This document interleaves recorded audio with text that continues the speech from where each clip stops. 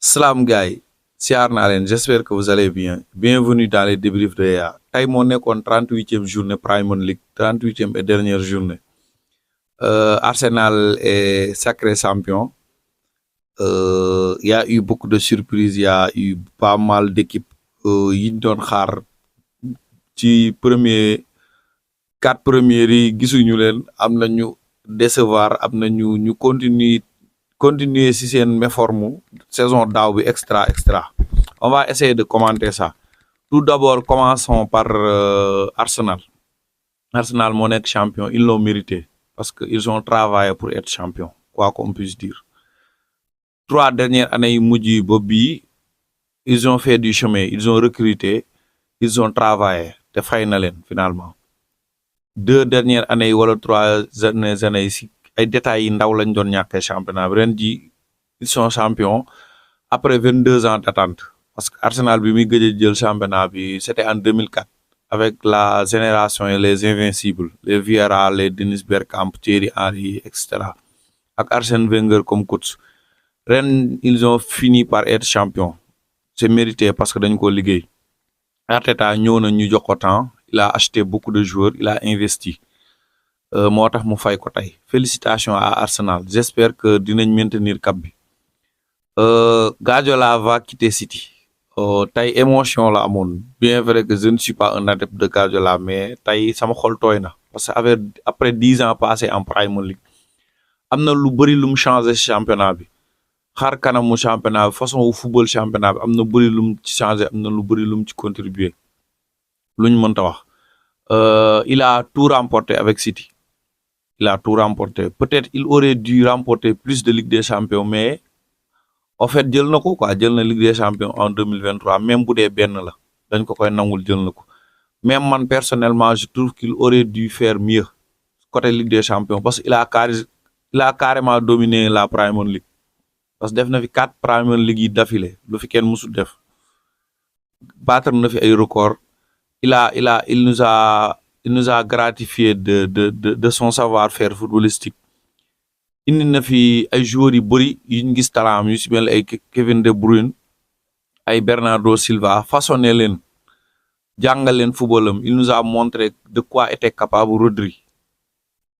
Il nous a donné Guardiola ndaanaan la maam seetaan la nu tax na ñu seetaan football bu extraordinaire. Il a longtemps dominé l'Angleterre. Machallah Guardiola. Il quitte City et laisse quelque chose, un héritage derrière lui après 10 ans. Man U baaxaan na ci saison bii nii Man U machallah. Au début de la saison ils étaient mauvais ak seen coach, mais au fil du temps ñu changé coach indi Michael Carrick, ils ont percé. Ils ont fait quelque chose d'extraordinaire. Ils ont terminé 3e. Machallah, ils iront en Ligue des Champions. Liverpool aussi dafa doon takate mais malgré tout ça comme équipe bu mag bi mu nekk parvenir na à se qualifier en Ligue des Champions malgré saison bu catastrophique bi. Chelsea a fait une mauvaise saison, raison pour laquelle mu terminé fi mu terminé. Ils ne méritent pas d'être en Europe, ils ne sont pas en Europe, point final. Maintenant maa ngi doon début saison maa ngi doon wax benn copain sport boo xam yaa ngi may dégg, je t'avais dit que Sunderland allait terminer dans le top 10 waxoon naa la ko, n'est-ce pas? Noonu la fa demee léegi l'année prochaine on sera dans de nouvelles bases parce que Guardiola n'est plus là, Klopp n'est plus là. On aura des coachs jeunes de la nouvelle génération. On aura un Arteta à Arsenal, on aura Maresca à City. Attention à Maresca à City. Ay mbalit ak ay lafañ la yoroon Chelsea réussir na ba jël ay trophée lu ci mel ni mondial des clubs, Conference League. City bii nii bu jëndee joueurs yi mu bëgg en plein pouvoir, il peut faire quelque chose. Attention à Maresca, attention à City. À la semaine la saison prochaine nañ def attention si ñoom. Arteta peut-être pourrait garder sa suprématie parce que am na joueurs yi tax, am na xam-xam bi, am na mental bi. C'est que problème bi doute yi mu da amoon yëpp ñàkk jël trophée yi la te yàlla jox na ko mu jël trophée Premier League bi. Il sera plus libre pour travailler l'année prochaine. Maresca dina yor City, attention. Carrick aussi bu jëndee li mu bëgg, s'il a les moyens aussi il peut faire quelque chose. Alonso et à Chelsea football Europe déwén il aura le temps de refaire l'équipe macha allah. Arne Slot aussi dañuy xool ba xam day resté wala day confirmer parce que bi mu ñëwee première année la jël Premier League année bii nii daa flop année prochaine avec les départs de Salah ak renouvellement wu équipe bi beneen génération bi mooy loolu dañ xool ba xam il pourra faire quelque chose.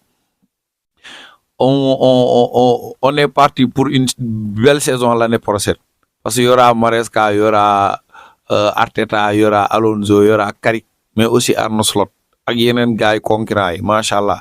Y a déjà Unai Emery qui est fort en Europa League quoi. Cette année c'était extraordinaire malgré que surprise yi bëri na émotion yu bëri na c'est ça la Premier League gars yi bëggee. Avant finale Champions League bi je ferai un débrief sur les deux équipes si Enrique ak si Arteta si Arsenal si Paris. Ce sera avant la finale lendemain Tabaski wala sur lendemain Tabaski on verra le temps nous le dira inchallah. Gars yi big up respect c'était une saison extraordinaire.